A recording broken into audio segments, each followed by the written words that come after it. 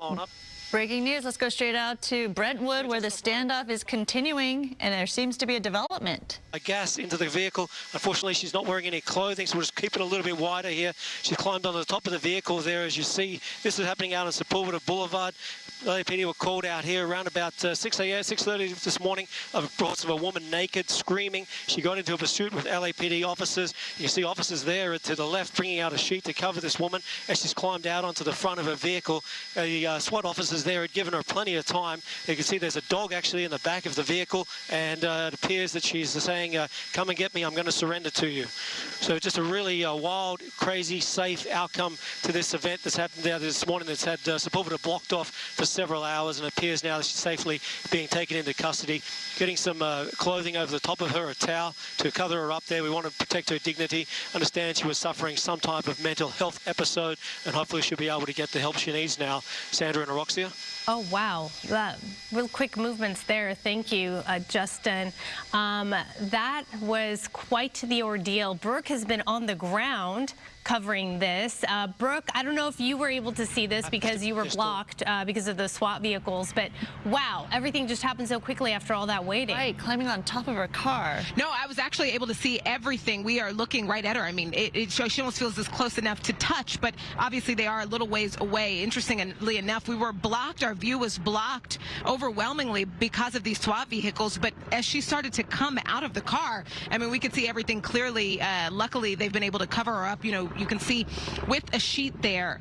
She is moving in a sort of an erratic way, but she did get out of the car more than 4 hours after this all began in the 1100 block of Oveda Street, beginning again around 6:45 this morning. Police say she is an assault suspect. They say they got to the scene on Oveda because of a call of someone being assaulted. Again, they say she is the assault suspect. She took them on a short chase, about a 2-minute chase, ending right here in Montana and Sepulveda, where Sepulveda is shut down in this area. You need to know that, between Wilshire and Sunset, ending here now 4 hours later, where she finally got out of the car. There were bits of, I guess, quiet escalation. You could see officers put spike strips down at one point throughout this, just in case she chose to drove off. You could hear her at one point. It appeared to be asking for water for her dog. There is a dog in the back seat of the car. There was at one point. The woman was completely naked, no clothes on. Officers very quickly got her covered in that sheet, and it appears this is now over right at 4 hours. Back to you.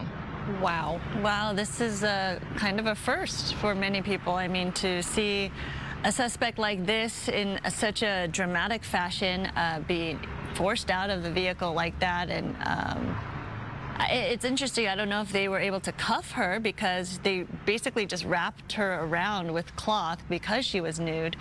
And she was acting erratically, right, Brooke? You could definitely sense that from where you were.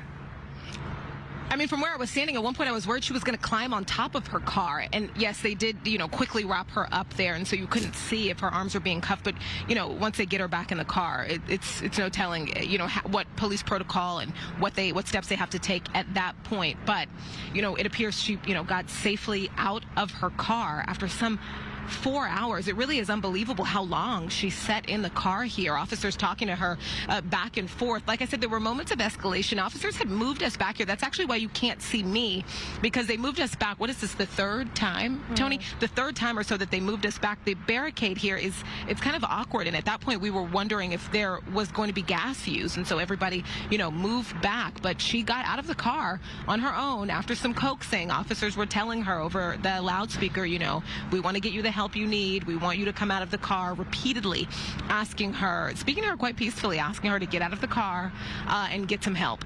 Back to you.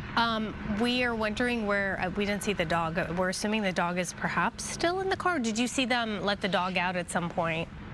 Yeah. No, good question. I actually can't see the car from where I am, only like a bit of a point of it, but I could see her as she climbed out, so I can't see the dog. And if you'll remember, throughout the morning, we couldn't see that dog often at all. True, yeah. But at one point moving, you know, back and forth in the back there. So if they've brought the dog out maybe behind these SWAT cars, or maybe the dog is still in the car, not sure. But I did see a police canine, at least one, over here closer to me. This has just been a wild but quiet morning, a 4-hour-long police standoff. And it's interesting, she got out of the vehicle through the back window. She didn't just open the door to get out of the car. Right. So definitely she'll get checked out. At one point, at one point, sorry to interrupt you there, all of her windows were down. It started raining. It started pouring out here. Then her windows were up. We saw officers break one of her windows. So, yeah, there's been so much going on. And then so much not going on at the same time. It was so quiet. Yeah, so much has transpired out here. Yeah, wow. Well, it's come to a conclusion at last at almost 11 a.m. on this Tuesday morning.